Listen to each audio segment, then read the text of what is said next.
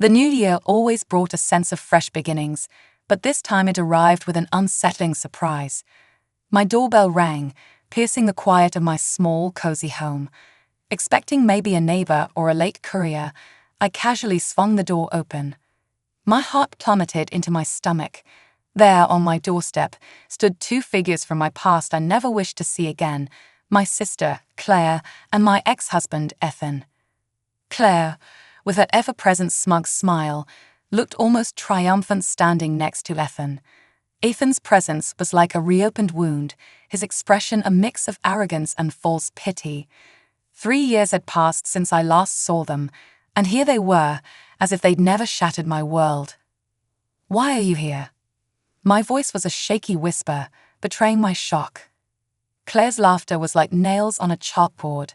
"Oh, look, Ethan," she's speechless. "What's wrong, Anna?" "Not happy to see your dear sister and loving ex-husband." Ethan leaned against the doorframe, his gaze scanning the room behind me. "Yeah, Anna, we just thought we'd pay a visit, see how the old place is holding up without us." I clenched my fists, fighting the urge to slam the door in their faces. "This is no longer your place, Ethan, and you, Claire, have no business here either." Their smirks only widened at my attempt to stand my ground. Ethan's next words were like a slap. "You know, Anna, I really regret ever tying myself to you. What a waste of my best years."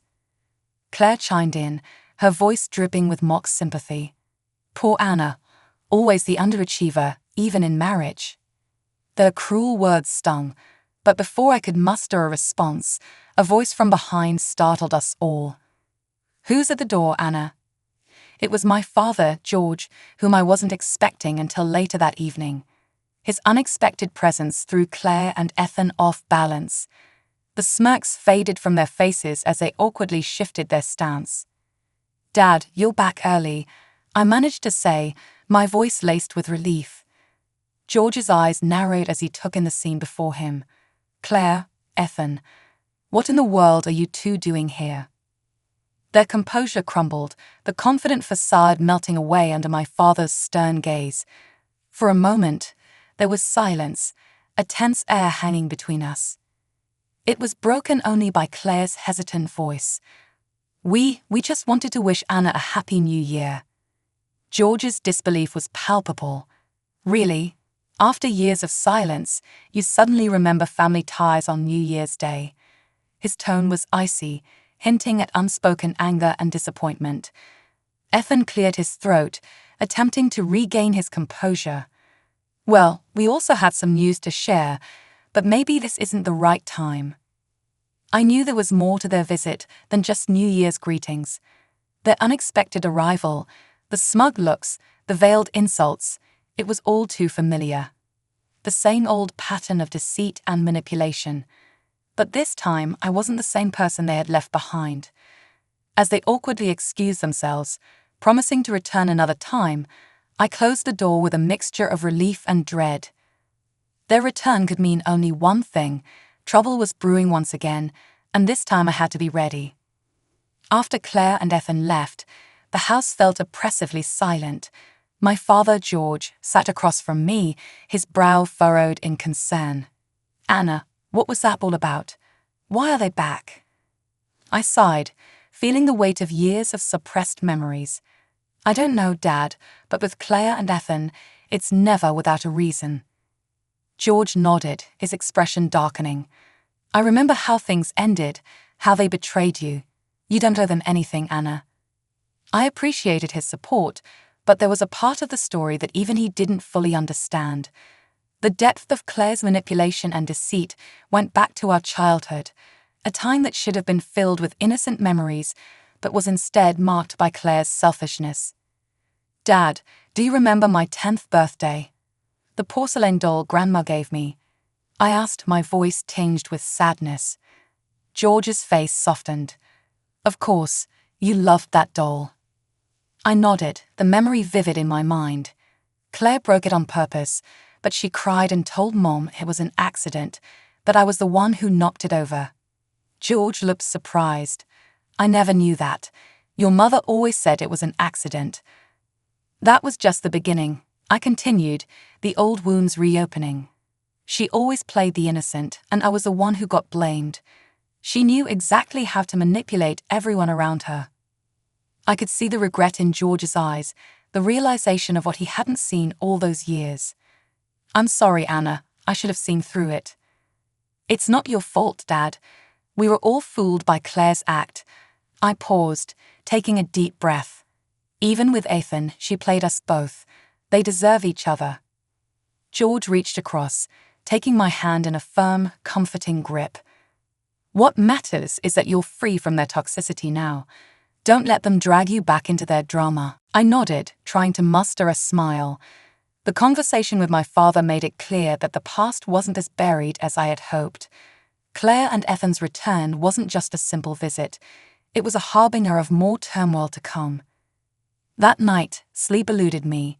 The memories of Claire's manipulations, the way she had always outshone me in our parents' eyes, the way she'd effortlessly charmed Ethan away from me, it all swirled in my mind. Her return meant she was up to something, and I couldn't help but feel a sense of dread about what was to come. But amidst the turmoil of thoughts, a determined resolve began to form. I wouldn't be the passive victim this time. I would stand up to Claire and Ethan. Whatever their game was this time, I was ready to fight back. In the days following Claire and Ethan's visit, their words and smirks haunted me. I threw myself into work, trying to distract myself, but the past refused to stay buried. The memory of my marriage to Ethan, once filled with love and promise, now felt like a thorny path I had been forced to tread barefoot. It started beautifully. Ethan was charming, attentive, and everything I thought I wanted in a partner. We were happy, or so I believed. But then came the subtle changes, the late nights, the unexplained absences, the evasive answers. I trusted him, ignoring the nagging doubts and the whispers of intuition. Then, one evening, the veil lifted. I returned home early from a business trip, the anticipation of surprising Ethan tingling in my heart. But the surprise was mine. I found Ethan and Claire together, their laughter echoing in our living room, a scene that shattered my world. The confrontation that followed was a blur of tears, accusations, and bitter truths. Claire, with her characteristic lack of remorse, simply shrugged. Her words sliced through me. "You were always too busy with your little job, Anna. Ethan needed someone, and I was there. It's not our fault you couldn't keep your husband's interest." Ethan's justification was equally cold. "I thought I loved you, Anna, but Claire, she's different, exciting. You and I were never right for each other." Their betrayal was a double-edged sword, cutting deep into my heart and my trust. The divorce that followed was quick, with Ethan and Claire making no secret of their relationship. I was left to pick up the pieces of my broken life, feeling foolish and betrayed. Now, as I sat in my office, the memories gnawing at my mind, anger bubbled inside me. How dare they waltz back into my life after what they did? How dare they think they could just disrupt my peace again? But it was more than anger. It was a burning desire for retribution. I wanted them to feel a fraction of the pain they had caused me. The idea of revenge, once foreign and distasteful, now seemed like the only way to close this painful chapter of my life. I made a decision. I would confront them, demand answers. But this time I wouldn't be the blindsided, heartbroken wife.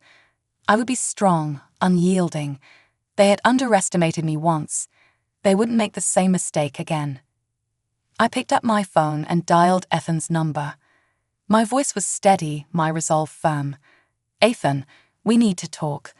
Meet me at the cafe on 5th Street tomorrow at noon." His surprise stammer was a small victory, but it was enough. "Sure, Anna, tomorrow." Then the call ended, and for the first time in days, I felt a sense of control. The game had begun, and this time I was playing to win. The cafe was bustling with a midday crowd when I arrived. I spotted Ethan seated at a corner table, his posture tense. As I approached, his attempt at a casual smile didn't reach his eyes.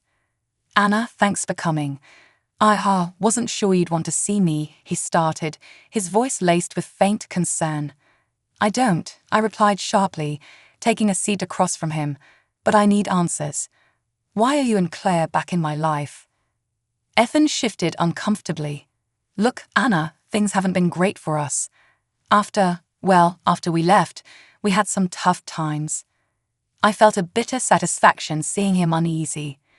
Tough times? You expect sympathy from me? No, of course not, he stammered. It's just that Claire is pregnant. We thought it's time to mend fences, for the sake of family. His words hit me like a cold wave. Claire pregnant. A part of me felt a pang of hurt, but it was quickly overshadowed by skepticism. And you think I would what? Welcome you with open arms? I asked, my voice laced with disbelief. It's not just that, Ethan said, avoiding my gaze. There's the matter of the inheritance, your father's estate. So, there it was, the true reason behind their sudden reappearance. It wasn't guilt or a desire for reconciliation, it was greed. You have some nerve, Ethan. You cheat, you leave, and now you come back for money. I felt my anger rising, my voice growing louder despite the public setting. People can change, Anna. We've been through a lot. We just want a chance to start over, to be a family, he pleaded. A family built on lies and deceit, I retorted, my heart racing with anger. Just then, my phone vibrated. It was a message from Claire. We need to talk alone. My place. Tonight. I looked up at Ethan, my decision made. Tell Claire I'll see her tonight. But make no mistake, Ethan, this isn't a family reunion. This is me settling the score. Ethan's face fell, a mixture of surprise and concern etching his features as I stood up to leave. I felt a strange sense of empowerment. For too long, I had been the victim of their selfish actions, but now the tables were turning. I walked out of the cafe, leaving Ethan behind, my mind racing with possibilities. Tonight's meeting with Claire would be more than just a confrontation. It would be the beginning of my revenge, a chance to reclaim my dignity and make them regret ever crossing me. After leaving Ethan at the cafe, a mix of emotions swirled within me. Anger, betrayal, but above all, newfound determination. As I drove home, my mind raced with plans for the evening's confrontation with CLA. I needed to be prepared to stand my ground against her manipulative tactics. As the evening approached, I stood in front of my mirror, steeling myself. The reflection showed a woman changed by adversity, no longer the naive girl who once fell for Ethan's charm or got overshadowed by CLA's deceit. Tonight, I was facing my past, ready to confront and overcome it. CLA's house was a stark contrast to mine, lavish, ostentatious, a testament to her and Ethan's superficial values. I knocked on the door, my heart pounding but my resolve firm. The door swung open, and there she stood, CLA, as poised and arrogant as ever. Anna, come in. I'm glad you could make it. Her tone was condescending, as if she was doing me a favor by allowing me into her home. I stepped inside, my eyes scanning the extravagant decor. So, Claire, why am I here? What do you want from me? I asked, cutting to the chase.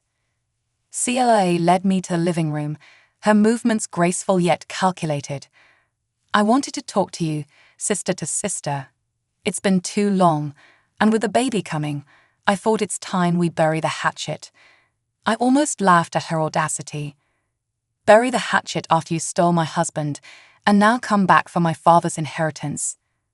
CLA's expression hardened for a moment before she regained her composure. Anna, let's be practical. Ethan and I need financial stability for our child. Your father's estate can help with that. Her blatant greed was repulsive. You expect me to just hand over what's rightfully mine after everything you've done. It's not just about the money, Anna, CLA said, her voice dripping with false sincerity. It's about family. We're still sisters after all. I stared at her incredulously.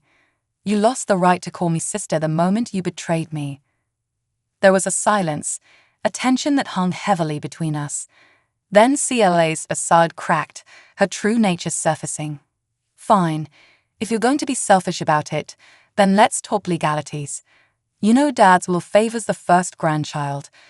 My baby will ensure Ethan and I get the inheritance. Her words hit me like a physical blow. This was her game, to use her pregnancy as leverage to manipulate our father's will in her favor. You're unbelievable, CLA. You think you can just manipulate everyone and everything to your liking, but not this time. I won't let you. My voice was firm, unyielding. CLA smirked, a cold, calculating look in her eyes. We'll see, Anna. We'll see how long you can keep up this righteous act. I turned to leave, my mind reeling from CLA's callousness. As I drove away from her house, a plan began to form in my mind. CLA and Ethan were playing a dangerous game, but now I knew the rules. It was time for them to learn that I was no longer the passive player in their twisted game. The days following my encounter with CLA was spent in a state of heightened alertness, preparing for the inevitable legal battle over my father's estate. I sought legal counsel, determined to protect what was rightfully mine and my father's legacy from CLA and Ethan's greedy clutches. As I delved deeper into the legal intricacies, a piece of shocking news reached me. Ethan's business, the one he had started with such bravado, had collapsed. They were drowning in debt, their lavish lifestyle unsustainable. This revelation shed new light on their sudden reappearance and desperation for the inheritance.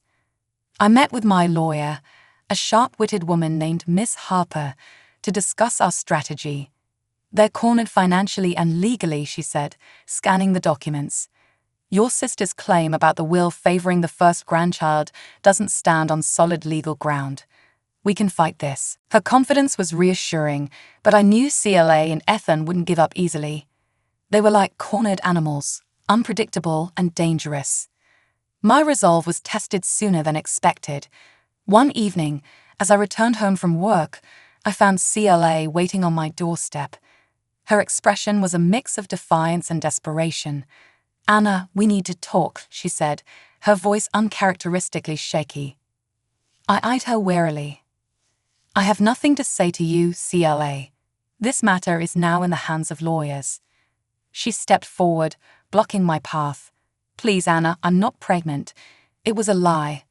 A stupid plan Ethan and I concocted to sway Dad's will in our favor. Her confession, that is shocking, didn't surprise me. It was just another deceit in their long list of manipulations. So all this time you've been lying? What now, CLA? Ready to admit defeat? I asked, my voice cold.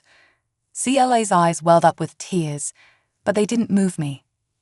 I don't know what to do. Ethan's business is ruined. We're losing everything. I need your help, Hannah. Her plea for help, after all the pain she had caused, was almost laughable. You want my help after everything you've done? You really are delusional. She grabbed my arm, desperation in her grasp. Please, Anna, I'm your sister. Remember how we used to be before all this. I pulled away, her touch repulsive to me. The sister I knew died the moment you betrayed me. You made your choice, CLA. Now live with it. Leaving CLA standing alone, I entered my house, closing the door on her and our shared past. The sense of finality was liberating. I was no longer bound by the chains of our toxic relationship. That night, as I sat alone in the quiet of my living room, I realized that this was more than just a battle for inheritance. It was a fight for my own liberation, a chance to finally close the chapter on CLA and Ethan's treachery and move on with my life. The following weeks were a whirlwind of legal proceedings and tense negotiations. Claire and Ethan's desperation became more evident as their financial woes escalated. Despite this, I remained steadfast, bolstered by Miss Harper's expertise and my newfound strength. Then came the day of the decisive court hearing. The courtroom was cold and sterile, a stark contrast to the heated emotions simmering beneath the surface. Ethan and Claire sat together, a facade of unity, but the strain was evident in their haggard appearances. As the proceedings began, Miss Harper was methodical and precise, dismantling each of Claire and Ethan's arguments with legal acumen. CLA's lie about her pregnancy was exposed further, weakening their position. I watched CLA as the reality of her situation dawned on her. The confident, manipulative sister I once knew was gone, replaced by a shell of her former self, consumed by the consequences of her actions. During a recess, Claire approached me, a plea in her eyes. "Anna, please. I know I don't deserve your mercy, but we're ruined. We have nothing." Her words, once capable of swaying me, now fell on deaf ears. "You brought this on yourselves, CLA. You chose greed and deceit. Now you must face the results." The final judgment was a resounding victory for me. The judge ruled in my favor, ensuring that the inheritance remained rightfully mine. CLA and Ethan left the courtroom defeated, their schemes reduced to ashes. But as I walked out, a sense of closure filled me. This wasn't just a legal victory. It was a personal triumph over the ghosts of my past. Claire and Ethan's downfall was the karmic justice they deserved, but for me, it was liberation from the chains of betrayal and hurt. In the days that followed, I focused on rebuilding my life, free from the shadows of Claire and Ethan. The wound they left would always be a part of me, but no longer defined me. I had emerged stronger, more resilient, and with a clearer understanding of who I was and what I stood for. And so, as I sat in my garden one evening, watching the sunset, I realized that true victory wasn't in revenge or the suffering of those who wronged me. It was in the peace and strength I found within myself, the ability to move forward, and the promise of new beginnings.